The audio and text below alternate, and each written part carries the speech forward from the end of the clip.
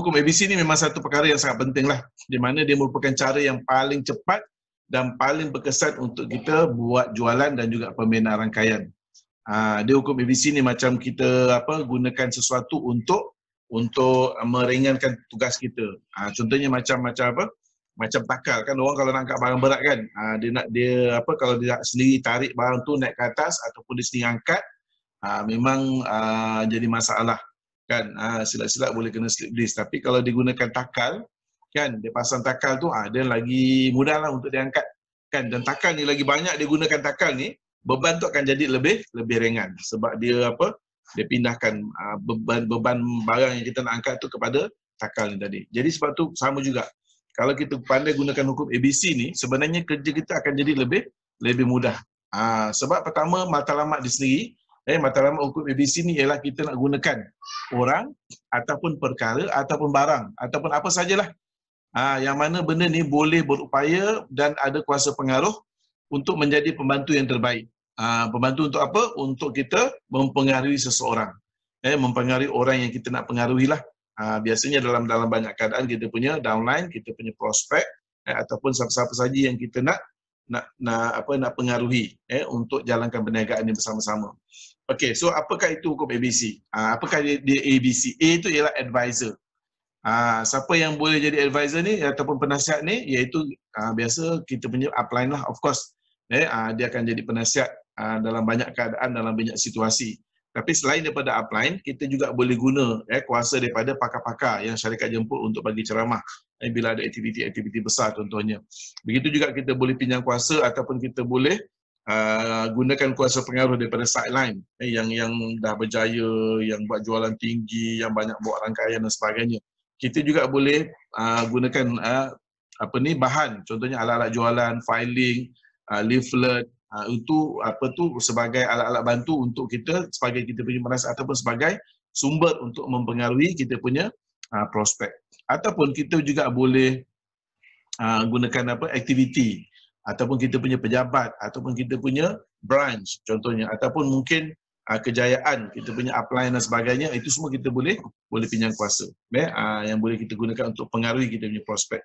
Yang kedua, kita sebagai bridge, itu ialah tanggungjawab kita. Kita sebagai jambatan lah, maknanya kita sendiri jadi perantara untuk siapa? Antara advisor tadi kan, benda yang kita nak pinjam kuasa tu, dengan C, orang yang kita nak pengaruhi, iaitu kita punya customer lah, pelanggan. Dan orang ni of course lah mestilah orang yang berpotensi dari segi apa, sama ada untuk jadi kita punya pengguna tegar, ataupun nak jadi kita punya new downline, ataupun nak jadi kita punya leader, akan ataupun bakal jadi pemimpin dalam rangkaian kita. Ini semua kita ada adalah kita punya prospek ataupun kita punya C.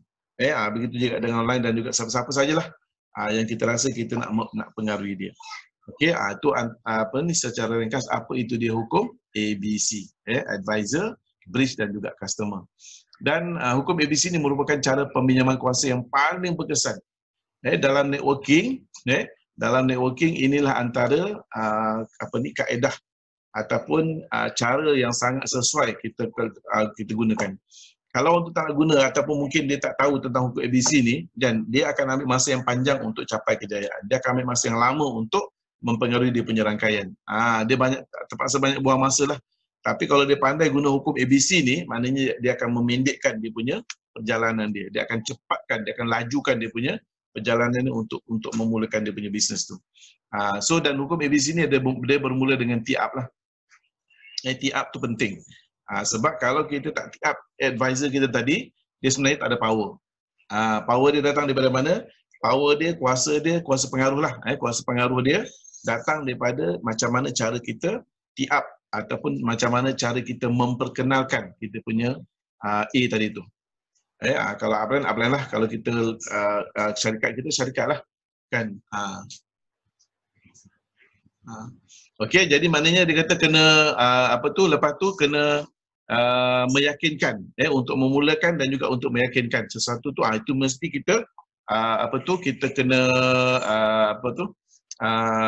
gunakan ni, gunakan hukum ABC ni.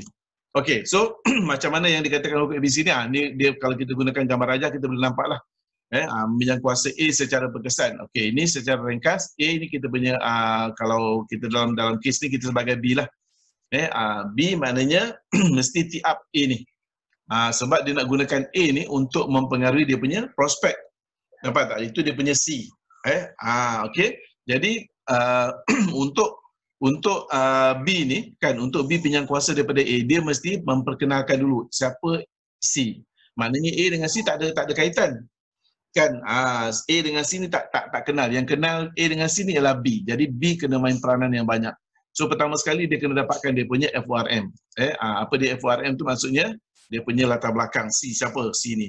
Dari segi umur dia, dia punya dah kahwin ke belum, bekerja sebagai apa, kemudian maknanya semualah dia punya family background, anak dia berapa orang, yang sulung dah kerja ke belum, ataupun mungkin anak dia masih kecil-kecil lagi, itu semua nak kena dapatkan maklumat. Tapi bukanlah kita ambil detail, kan, bukanlah kita kena cuba ambil semua sekali, bukan. Maknanya sekadar yang perlu untuk ini mengenali siapa C ni tadi. Lepas tu O apa dia? O ialah occupation, pekerjaan. Apa kerja dia. Sebab bila dengan tahu dia punya pekerjaan tu, dah berapa lama dia bekerja, dia kerja sebagai apa tugas-tugas dia, mungkin dia ni biasa outstation dan sebagainya. So ini semua kita kena ambil tahu sikit sebanyak lah. Bukan nak jadi CIA, bukan nak jadi penyiasat dan sebagainya, tapi untuk kita kena pasti siapa C ni tadi untuk kita beritahu kepada A. Kebenaran R ni ialah recreational. Dia punya apa? Dia punya minat dia. Dia punya dia punya kegemaran. Mungkin dia ni suka jaga kesihatan, ataupun mungkin memang tengah cari peluang bisnes, ataupun suka melancong, ataupun ambil berat tentang kecantikan dan sebagainya. Itu yang kita nak kena ambil tahulah. Dan M ni ialah dia punya hal-hal kewangan, money matters. Mungkin dia mungkin tengah PKP ni, tengah baru lepas kena buang kerja, ataupun mungkin dia baru ambil EBSS, ataupun mungkin dia dah jemu dengan kerja dia, memang dah tak suka kan. Itu semua benda-benda yang kita mesti dapatkan maklumat. Bukan mestilah, maksudnya sekurang-kurangnya dapat kena pasti siapa C ni. Dan tujuan dan B kena maklumkan kepada A. So macam mana cara nak maklumkan?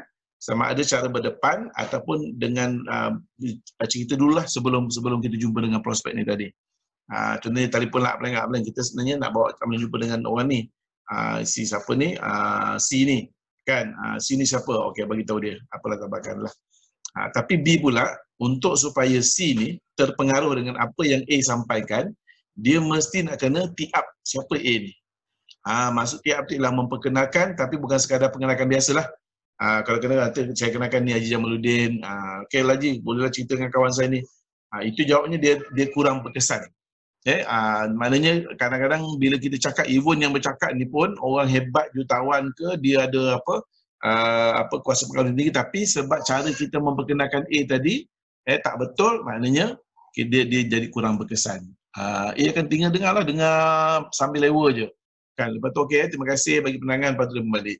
Nampak tak? Sebab B tak main peranan dekat situ. Jadi sebab tu B kena betul-betul tee up lah. So apa benda yang nak di tee up tu nanti kita akan kongsikan. Bagaimana tee up A secara berkesan? Pertama, menghargai kebaikan A. Maksudnya pula sekali kena appreciate lah. Saya memang sangat-sangat bersyukur lah dia ni upline saya ni, bukan upline ni, jangan sebut upline, sorry. Maknanya saya punya kawan ni memang banyak, saya baru diperkenalkan dengan bisnes ni, memang saya banyak benda yang saya tak tahulah. Tapi dia memang banyak belajar dan dia punya kesabaran dalam mendidik saya tu memang saya sangat puji lah kan. Tapi yang penting bukan kita buat-buat, pujian ni mesti diberi secara ikhlas. Itu yang penting sekali. Kemudian berterima kasih dan juga menghargai bantuan A ni tadi kan. Maknanya cara macam mana kita tunjukkan penghargaan tu, maknanya bantu, tapi tak apalah sampai lain nak duduk taikkan kursi, lepas tu ambil kain napkin letak dekat sini untuk makan semua kan. Bukan sampai macam tahap macam tu lah. Maksudnya kita appreciate kalau macam contohnya kita tengah duduk kan, tiba-tiba kita punya A tadi sampai. So kalau boleh kita berdiri, salam, kutu ulu tangan dulu. Bukan buat tak tahu je, buat je, dah berdiri sebelah pun masih bercerita lagi dengan C ni.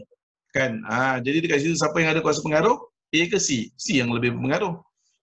Ataupun mungkin dia salah pengenal, dia tee up C kau-kaunya. Ni siapa ni? Upline. Ni saya perkenalkan. Saya guna perkataan upline tapi jangan sebut upline. Maksud upline tu ialah kita punya mentor tu. Contohnya Tuan Haji ke, Haji ni saya nak kenalkan dengan kawan saya ni, oh dia ni memang pangkat bukan calang-calang ni, Haji memang kalau kat office tu memang big boss ni kan. So kalau kita awal-awal dah tiap kita punya C tu terlebih-lebih kan, jawabnya tak ada kuasa pengaruh. Nampak tak? Jadi sebab tu untuk kita tiap dengan cara yang berkesan, kita mesti mula mengumpul apa kebaikan, pencapaian, bantuan dan sebagainya. Kemudian latar belakang A ni tadi, testimoni, pengalaman ni, semua kita nak kena ambil tahu sikit sebanyak lah. Supaya bila kita tiap tu, kita dapat tiap dengan cara yang betul. Okey, so bila kita nak gunakan hukum ABC ni, maknanya upline, A ni tadi, menemani dia punya downline B. Dan dia tak kisahlah nak kongsi tentang kebaikan produk ke, nak kongsi peluang ke, kan. Yang penting, dia dalam pertemuan 2+1 lah. Kalau 1-to-1, dia punya hukum ABC berbeza sikit. Itu kita kena tiap diri kita sendiri kalau kita nak mempengaruhi kita punya prospek. Ini berlaku dalam situasi di mana 2+1. Maksudnya, upline bersama dengan downline, menemani downline untuk pergi sharing dengan satu prospek yang baru. Kalau dengar ada suara menjerit tu, minta maaf lah, cucu tengah aktif kat bawah sana tu. Itu pun jauh tu sebenarnya. Okey, so peranan A. Okay, walaupun banyak perkara dalam hukum ABC ni, B yang penting, tapi tak apa, kita cerita lupa apa peranan A. So bila A ni datang ke tempat yang untuk dia dah tahu dah, downline dia ni nak pinjam kuasa kan. So dia mesti berkongsi dengan rela dan ramah. Apa saja yang dia tahu, dia mesti berkongsi dengan rela lah, dengan ikhlas. Kemudian bila berkongsi tu, dia mesti berkongsi dengan mengambil berat, bukan sambil lewa. Mentang-mentang orang tu dah puji dia kan, dia pun duduk nyandor je sambil cerita dia, itu yang cerita dengan orang tu. Jadi maknanya kena tunjuk sikap yang bagus. Tapi yang penting sekali mesti ada buat hubungan baik dululah. Paling penting ialah memuji. Wah, saya ingat awak malam ni kan. Kalau kita pergi rumah, kita puji rumah dia. Kalau kita buat kat kedai, kita tengok orang tu macam mana, apa yang sesuai untuk kita pujilah. Tapi yang penting ikhlas. Okey. Kemudian jawab secara jujur. Bila kata ada pertanyaan ke, ada benda-benda yang ni ke, jangan berbantah. Kan? So buat penutupan lah. Kalau setuju kita kata okey, tapi kalau tak setuju pun jangan terus bantah. Saya sebenarnya pun dulu macam tu juga, tapi sebenarnya macam ni je ni. Dia kalau kita terus bantah je, dia tak suka. Kan? Jadi maknanya A kena main peranan jugalah dalam kita nak pinjam dalam hukum ABC ni. Kan? Dan A pula jangan bersikap sombong, mesti relevan dan kalau boleh memang bersikap sederhana lah. Jangan terlampau merendah diri pula. Kan? Dia pun macam saya ni tak ada apa-apa, saya pun orang biasa-biasa. So kalau kita awal-awal dah merendah diri, kita punya kuasa pengaruh, walaupun downline dah tiap kita kau-kau kan, tapi kita sebab kita sendiri pun tak ada sikap profesional, dia terus akan hilang kita punya kuasa pengaruh. Pun nak kena faham juga. Kan, kemudian kita kena sentiasa mempertingkatkan keupayaan diri sendirilah. Macam mana nak bagi fakta-fakta yang lebih tepat. Kalau boleh gunakan angka-angka, itu cara untuk macam mana nak supaya kita dapat mempengaruhi dia. Gunakan filing sistem yang ni, walaupun kita dah pandai cakap macam mana pun, bila nak berkongsi ke, nak tunjuk cerita ke, okay, kita rujuk. So maknanya ini cara kita menguasai suasana. Jadi orang tak fikir yang kita ni terlampau belagak ke kan. Okay, dan yang penting sekali masa kita buat sharing tu pun downline kita boleh duplikasi tengok cara kita juga. Kemudian sentiasa mengakhiri perjumpaan dalam suasana harmoni. Jangan ajak gaduh kan, walaupun dia kata dia marah-marah, bising-bising kenapa ni, tipu mak saya macam ni, apa tu, macam-macam lah, biasalah kita jumpa customer kan. Tapi kita apa pun kita kena bersabar. Kita kena dalam keadaan yang suasana yang harmoni lah. Kalau timbul pertelagan dan sebagainya, okay, kita cepat-cepat mengalah. Bukan maknanya mengalah tu kita tak betul, bukan kita salah. Tapi untuk kita mengawal keadaan supaya tak berlaku kekecauan dan sebagainya. Okey, kemudian B pula, ini merupakan antara peranan yang penting lah, iaitu sebagai jambatan. Jadi apa peranan B ni tadi, dia kena tiap. Supaya C akan lebih percaya kepada dia punya profesionalisme tu. Dia punya kepakaran ke, ataupun dia punya pencapaian ke dan sebagainya lah. Cuma bila tiap pun tak boleh lebih-lebih sangat. Kan, kita kena sesuaikan dengan siapa prospek kita tadi. Kalau dia prospek yang biasa-biasa, kan, tak payahlah tiap sampai yang dia ni pengurus besar dulu ada jadi CEO dekat jabatan ni. Kan, jadi yang sudut rumah tangga ni dengar macam, okeylah, dia bolehlah, dia CEO. Kan, so maknanya kita kena sesuaikan. Yang penting Dalam kita punya tiap tu, kita nak make sure dia ada kuasa pengaruh. Dia boleh mempengaruhi kita punya prospek. Faham okey, itu antara benda yang kita kena maknanya B kena buat lah. Dan bila TR tu pun dia kena cara yang betul. Jadi seorang pembina yang berjaya menggunakan 80% daripada masanya untuk menjalankan peranan B. Maksudnya dalam banyak keadaan dia kena main peranan B. Walaupun dia dah jadi seorang yang hebat, dah jadi penceramah, dia dah jadi, sebenarnya bila A ni orang yang hebat, bila dia main peranan B sebenarnya lagi berkesan. Contohnya macam Mr. Ho, kita punya presiden. Kan dia datang jumpa dengan kita tengah sharing kan, dia kata wah ini I memang you ikut dia you mesti boleh berjaya punya, sebab I tengok dia sejak dia join Healthyway ni memang dia ni yang kerja keras. Nampak tak? Padahal Mr. Ho tu memang orang yang hebat, dia owner kepada company ni, tapi bila dia main peranan B, orang akan lagi percaya. Sama juga kalau kita ni dah ada kuasa pengaruh, tapi kita bukan sentiasa jadi A, kita kena banyak main peranan B juga. Untuk membantu rakan kita untuk dia supaya dia juga ada kuasa pengaruh. Kan contohnya macam dalam sharing kan, dia masa dia BTR kita tu, masa tu kita tengah jadi A. Tapi bila kita nak meyakinkan C ni kan untuk follow kita punya downline ni, kita boleh main peranan B juga masa tu. Contohnya kita kata okey, saya nampaklah memang siapa ni? Contohlah kata nama dia Ali kan. Saya tengok Ali ni memang rajin, memang sikap dia bagus, dan dia pun dulu bukan calon-calon orang, dia memang leader yang berjaya juga dulu. Saya kenal dia lama dah. So memang insya-Allah lah kalau you betul-betul serius dalam bisnes ni, dia memang saya percaya dia boleh bantu you. Nampak tak? Walaupun kita datang ke situ sebagai A kan, tapi bila dalam fungsian tu kita boleh jadi B. Nampak tak? Dan bila kita jadi B masa tu, kita akan jadi lebih berpengaruh. Okey, jadi maknanya bukanlah maknanya A tu sentiasa pegang peranan A, dia ada masa dia boleh jadi B juga. Okey, kena faham Kemudian B harus memberitahu A tentang maklumat C. Jadi maknanya tadi saya sebutlah FRM. Dia punya latar belakang, pekerjaan, minat, ke hal-hal kewangan tu semua nak kena bagi maklum lah. Dan B juga mesti tiap A kepada C. Jadi jangan kalau boleh dia kata bagi wujudkan perasaan yang tertunggu-tunggu. Macam contohnya bila saya nak ke utara kan, Nazri dah tiap dah. Oh dia kata ni kita punya upline ni bukan senang ni datang nak jumpa nak bagi masa kat kita ni. So you all mesti datang tau. So bila saya datang ke sana je, tengok memang dia kumpul dapat orang lah sebab dia dah tiap. Dan orang kat sana pun rasa tertunggu-tunggu. Bila pergi Brunei, bila pergi masuk Singapura kan, bila dekat JB ni pun kadang-kadang macam Raina dia tiap dengan downline dia kata mestilah pergi jumpa Haji Ngajan. Kalau tak ini dah closing ni mesti review. Sebab tu tiga hari ni memang dah berkampung kat rumah saya dah 3 hari 3 malam. Apa tu? Ya.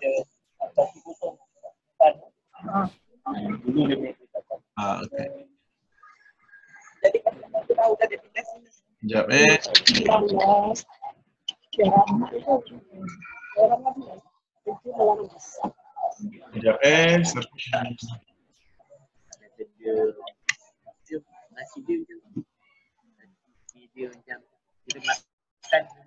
Sekejap. Muai.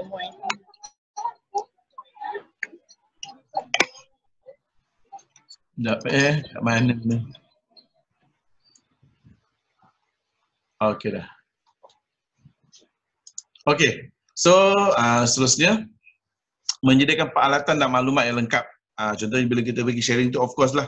Kalau boleh bila kita yang bawa filing, bawa bag, bawa borang, bawa receipt. Jangan bila time closing je, borang mana? Alamak, tak ada borang lah. Bagi upline keluar borang.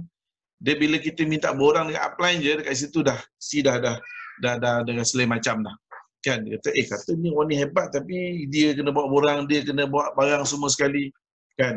So maknanya kita kena maknanya tindak tanduk kita tu kena pastikan ini sentiasa macam di appreciate lah, macam tu. Ini kita kena ingat bukan kita minta didewa-dewakan, bukan kita minta supaya disanyu-sanyu, bukan. Dia bisnes tu dia memang macam tu, dia punya keperluan dia. Kemudian pilih tempat yang sesuai. Maknanya dekat kedai-kedai kopi yang tak terlampau sibuk, ataupun jangan pergi buat tempat karaoke, ataupun pergi kedai mamak yang malam tu ada Selangor lawan Kedah kan. Yang kita nak jumpa ni orang Kedah, downline ni orang Selangor, jenuh kan, tak terjawab kita nanti, betul tak? Okey, jadi pilih tempat yang sesuai, masa yang sesuai. Dan bila kita nak duduk pun, kalau boleh kita duduk dengan keadaan yang geometrik lah. Nanti kita terangkan macam mana kedudukan yang sesuai. Tapi yang penting sekali, maksudnya bila sebelum kita sampai tempat tu, kita kena tengok kesesuaian lah. Macam contohnya dia kata, okey nanti malam ni kita jumpa dekat restoran ni. Kalau boleh kita mesti datang awal. Sampai awal, kita tengok dulu tempat tu sesuai ke tidak. Kalau kita tengok macam tempat tu tak sesuai, kan dia macam mungkin terlampau tersembunyi sangat ke, kemudian orang pula macam ada ramai kaki sibuk kat situ. So bila sampai je prospek kita, saya ingat kita tukar tempat tak? So kita kena berani buat keputusan yang macam ni. Saya tengok macam tak sesuai lagi kita buat kat sini, jom kita ingat pindah kedai lagi satu, saya tahu tempat dia dekat sini je. Okay. Jadi kalau kadang-kadang biasa tempat meeting yang antara yang sesuai itulah dekat KFC, dekat McD, dekat Pizza Hut ke, tempat tu memang tak banyak gangguan kan, dia tak ada karaoke kat situ, dia pun tak ada buka TV besar-besar, macam itulah.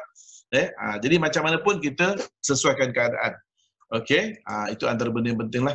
Dan biasanya hukum ABC ni terbahagi kepada 4 lah. Sebelum mesyuarat, sebelum perjumpaan, dalam perjumpaan tu apa peranan kita, selepas perjumpaan tu macam mana kita nak buat, dan juga kita aturkan perjumpaan yang seterusnya. Jadi maknanya sebelum kita kena buat persiapan lah. Buat persiapan, adalah kita kata kena dapatkan FRM, kena dapatkan maklumat upline ataupun aktiviti ataupun pakar pemakanan ke, ataupun siapalah yang kita nak pinjam kuasa ni. Contohnya kita nak pinjam kuasa staff kan, Cik Nurul nak datang ke utara untuk bantu kita buat field work. So mesti dah tiap awal-awal. Siapa Nurul ni, apa kepakaran dia. So dapatkan maklumat lah. Kalau perlu tanya dengan upline apa macam mana nak tiap dengan Nurul ni.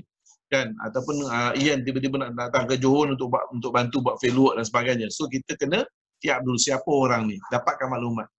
Itu dikatakan sebagai buat persiapan lah. Kemudian perhatikan keadaan sekeliling, pasang telinga pada sekeliling tempat yang kita nak jumpa tu. Tengok sesuai tak sesuai. Tak sesuai, cepat-cepat buat keputusan untuk pindah. Jangan tengah-tengah apa ni dah jalan separuh, dah terang dah buka marketing plan, dah terang 5 perkara sampai nombor 4 atau nombor 3 dah tiba-tiba kita tukar tempat lah, saya ingat tak sesuai lah kat sini. Kan, jadi maknanya tak confirm lah, dia tak akan jadi dia tempat perkongsian tu tak berkesan, sebab kita tak buat kajian lebih awal lagi tempat yang kita nak jumpa tu. Okey, dan kemudian bila nak susun tempat pula, ini nampak tak dia punya kedudukan ni, A, B dengan C.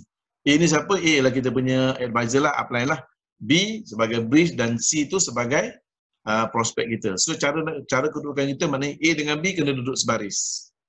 Biasa kan dekat PKP ni kan tempat duduk boleh duduk 4 orang je kan. So lagi senang lah kita nak atur. Kan? A dengan C duduk sebaris. Kenapa duduk sebaris? A dengan B, sorry. A dengan B satu baris, C dengan B satu baris berdepan. Sudut yang bertentangan. A dengan C dia ke tepi sikit. Supaya C akan rasa lebih selesa. Dia taklah rasa macam ada orang nak makan dia. Kan, dia kata, aku ni macam nak terkam aku je. Nampak tak? Dia jadi tak selesa. Kan, kadang-kadang dia tak boleh fokus kepada apa yang kita nak sampaikan. Contohnya macam inilah. Bila A duduk bersentang dengan B, tapi C kat tepi, apa tak boleh juga. Sebab C ni pun akan rasa terpinggir. Dia ni nak cerita dengan aku kan, nak cerita berdua ni. Kan, sebab dia yang duduk berdepan-depan. Nampak tak? Kalau A ni duduk dekat C pula, pun tak kena juga macam dia kena kepung. Kan, B duduk dengan C, A menghadap dia, dia rasa macam tersepit kat situ. Jadi kedudukan yang paling sesuai macam inilah. Tapi bila kita sampai kat situ kan, dia dah duduk siap-siap kan, tak boleh nak adjust, tak payahlah halau dia begini, ini bangun sini boleh tak duduk sini, saya kena duduk kat situ, kan, itu dah jadi cerita lain lah, betul tak? Okay, jadi sebab tu nak kena pastikan sebelum tu lah, sebab tu kalau kita buat pergi appointment ke mana-mana, kita sampai dulu. Nampak tak? Bukan prospek tunggu kita kena tunggu prospek. Kita kena tunggu kena tunggu upline. Kadang-kadang prospek dah sampai, upline dah sampai, dia tak sampai-sampai lagi pula. So siapa yang nak tiap siapa yang nak pengaruhi siapa. Nampak tak? So sebab tu mesti penting kedudukan kehadiran awal untuk kita dapat kesan. Maknanya kita punya perjumpaan tu, sebab kan nak set appointment pun senang, betul tak? Kadang-kadang kita telefon sekali tak dapat, telefon 2 kali pun tak dapat, telefon kali ketiga baru okeylah, bolehlah kita jumpa. Tiba-tiba bila kita dah jumpa, kita tak gunakan hukum ABC ni dengan sepenuhnya, jadi sia-sia. Rugilah kadang-kadang abang datang daripada jauh. Kan, kadang-kadang abang pun tengah sibuk, tapi sebab nak bantu kita, dia bantu, dia turun juga. Tapi dia tak dapat menyelesaikan masalah kita, sorry lah, tak dapat apa-apa lah. Cuma kalau kita duduk dekat meja bulat, kan, macam kopitiam, biasa kopitiam memang meja bulat kan, itu senang. Dia lebih mudah. Dan biasanya kopitiam ni memang jarang ada apa, ada TV ke, ada apa skrin besar-besar kan, ada karaoke memang jarang lah. Cuma dia tak buka sampai malam kan. So tengok pandai-pandai lah cari tempat macam mana. Okey. Kemudian B dengan A selalunya membincang dan mengkaji semula kejayaan dan kekurangan. Ini selepas perjumpaan. Okey, ni dalam semasa tu lah. Okey, dan satu lagi ni kita kata kalau boleh C ni jangan membelakangkan B, A jangan membelakangkan pintu. Dia kalau boleh biar A ni membelakangkan dinding. Maknanya dia duduk tu belakang itu dinding. Jadi maknanya C akan fokus kepada apa yang dia nak sampaikan. Jangan pula A pergi membelakangkan TV kan. Jadi kita kena duduk cerita, dia mata dia tengok ke tempat lain. Kan, kita tengah sedia dia ketawa, rupanya tengok cerita Piramli kat belakang tu. Kan, ataupun kita tengah tunjuk cerita ni, dia tiba-tiba dia pula buat muka sedih. So sebab tu kena kedudukan tu nak kena betul lah. Okey, kemudian musyarat selepas. Maksudnya selepas perjumpaan, selepas kita dah jumpa, dah bercerita, dah sharing, dah buka filing semua kan. Saya tak terangkan yang tentang filing tu lah. Ini peranan selepas tu. Apa kita kena buat? Maknanya A dengan B mesti duduk sekejap.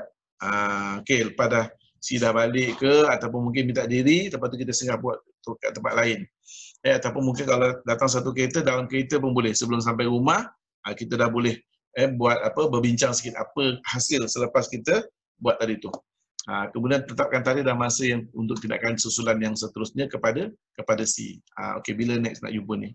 Kan, tapi bila kita bincang tu, pertama sekali mesti bagi kata-kata pujian lah. Okey, bagus awak dah ni kan, kita dah plan ni memang betul lah. Nampak tadi dia punya sharing tu berkesan dan insyaAllah nampak dia ada berminat. Ataupun kalau memang dapat buat closing, tahniah lah, tahniah. Nampak tak kesan kita punya tu? Maknanya awaknya FRN cukup.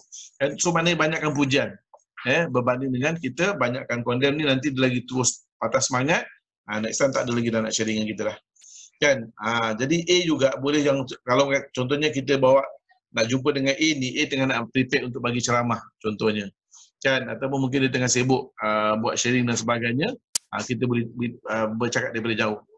Contohnya kita datang bawa prospek pergi HQ kan, tiba-tiba tengok nampak Josie, MDCD Josie tengah yakinkan dia punya prospek. So kita kena tiap dia jauh lah. Itulah kita punya tu. MDCD pertama tu kan, dalam masa 1 tahun ni income dia 1 juta. You bayangkan, orang biasa je. Kan, muda lagi. So maknanya kalau dia boleh, kita pun insyaAllah kita mesti boleh. Nampak tak? Kita tiap ataupun pinjam kuasa tu daripada jauh. Kan? Lepas tu kita juga boleh pinjam kuasa daripada sideline contohnya. Tapi bukan pergi sharing dengan sideline dekat aktiviti lah. Dekat aktiviti bila jumpa, okey, saya nak tanya sikit lah, macam mana you dapat close Vita Spring sampai 5 set sekaligus tu, kan. Jadi itu dinamakan sebagai pinjam kuasa. Mungkin kita dalam kita tak pandai tanya, tapi kita yang jadi B. Kan, kita jadi B, kita tanya dekat sideline kita tu, jadi dia akan bagi penerangan. Jadi dua-dua boleh pinjam kuasa masa tu.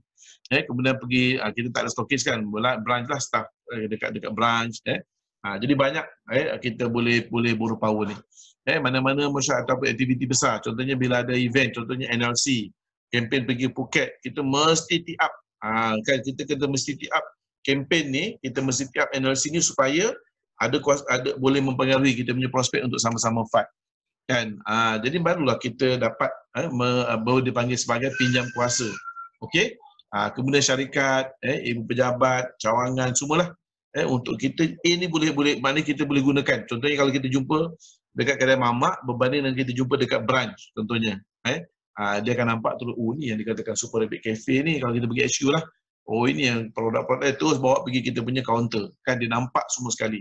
Jadi maknanya kita mesti pandai gunakan apa yang syarikat dah sediakan. Begitu juga dengan alat-alat bantu.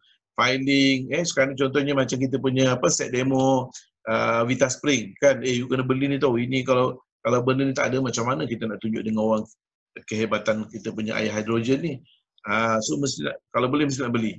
Kan? Ini kalau you beli kat luar lagi mahal. Ini RM88 dapat 2 terus. Blue region dengan yellow region ni. Nampak tak? So maknanya kita boleh gunakan semua ni tadi, alat bantu, filing, stokis, branch untuk kita pinjam kuasa. Jadi untuk membesarkan rangkaian, kita mesti menjalankan 80% daripada peranan B. Kumpulkan data-data ni untuk supaya kita dapat kita dapat meyakinkan C tentang apa kelebihan A ni tadi pada bila-bila masa. Dan pinjam kuasa berkembang dan meningkatkan kita punya jualan. Jadi hari ini kalau kita dapat kuasai hukum ABC ni, sebenarnya dia akan mempercepatkan, akan memudahkan kita untuk mempengaruhi kita punya prospek. Dan kita punya rangkaian pun akan cepat membesar. Contohnya baru ni kita pergi utara kan, ramai yang pinjam kuasa. Lepas tu bila staff pula datang pinjam kuasa lagi. Nazri tengah buat event kan, pun dia pinjam kuasa juga, bawa kita jemput MDC di Josi datang. Jadi ini semualah yang menyebabkan perkembangan tu jadi cepat. Suasana tu jadi hot. Kan sebab apa? Sebab kita pandai pinjam kuasa. Yang orang biasa yang tak ada punya keupayaan, kalau pandai pinjam kuasa, kita akan dapat pencapaian. Tapi kalau kita sebagai orang yang luar biasa, kan ada pula lagi keupayaan, kalau kita pandai pinjam kuasa, lagi meletup. Lagi kebabumnya lah. Apa saja yang kita buat mesti akan dapat result yang bagus lah. Jadi secara ringkas, anda boleh tengok dalam diagram ni, kan nanti saya boleh share dekat you all punya dekat WhatsApp lah, saya hantar bahagian ni. Jadi untuk sebagai peringatan kepada hukum ABC. Kan, so secara ringkas saya tengok sekali apa itu A. A ialah advisor, penasihat. Siapa yang jadi A ni maknanya syarikat, branch manager, upline, senior upline, leader, saklan semualah. Even activity, even leaflet. Sebab tu kadang-kadang kita pergi mana-mana, saya kena make sure leaflet tu ada. Kan, kalau tak ada leaflet, kita macam contohnya kita nak buat GD Express. Kita kata, itu tak, ini kita kalau kita beli ambil MRTC package ni, kita dapat 4 mirror, kita dapat 4 wheatgrass, 4. Tunjuklah 4 pun orang tak nampak. Betul tak? Kan, tapi kalau kita tunjuk je leaflet, kita tengok nampak depan mata dia nampak 4 mirror, 4 wheatgrass, 4. So dia lagi rasa yakin, betul tak? Itu yang kita katakan sebagai kuasa pengaruh tu. Maknanya even leaflet pun dia boleh ada kuasa pengaruh kepada kita punya prospek. Kalau kita pandai gunalah. Sebab apa? Bila kesan daripada tiap ni, dia akan bagi keyakinan, dia akan bagi kegembiraan. Upline pun rasa seronok nak berkongsi. Yang si pula seronok nak dengar apa yang nak disampaikan. Dia rasa macam, bagus orang ni, mesti nak kena dengar. Nampak tak? Kan? Itu penting. Jadi untuk B ni pinjam kuasa ni tadi, dia mesti dapatkan FORM tadilah, saya dah sebut. Kan? Kemudian kena tiap. Macam mana keadaan tiap? 3M. Bukan menulis, membaca, mengira. 3M maksudnya menghargai. Kita appreciate, bawakan beg, apa tu, siapkan tempat duduk dan sebagainya. Lepas tu bila dengar tu kita, bila upline bagi penerangan, kita kena dengar. Nampak tak? Kadang-kadang dia pinjam kuasa, tapi dia lagi banyak cakap daripada dia punya upline dia. Itu habislah. Kan? Boleh buat closing, upline baru nak buka mulut je, dia dah gini. Nampak tak? Elok-elok ada kuasa pengaruh, jadi hilang kuasa pengaruh. Kan? Jadi sebab tu kena sentiasa menghargai. Kan, kalau kita dengar sambil bila dengar tunduk angguk tu, itu sebenarnya itu pun tiap juga. Kan? Jadi apa yang perlu tiap tadi kita dah sebut, sikap, peramah, suka tolong, baik hati, jujur, sahabat yang bagus, semualah. Kemudian perubahan, ini penting.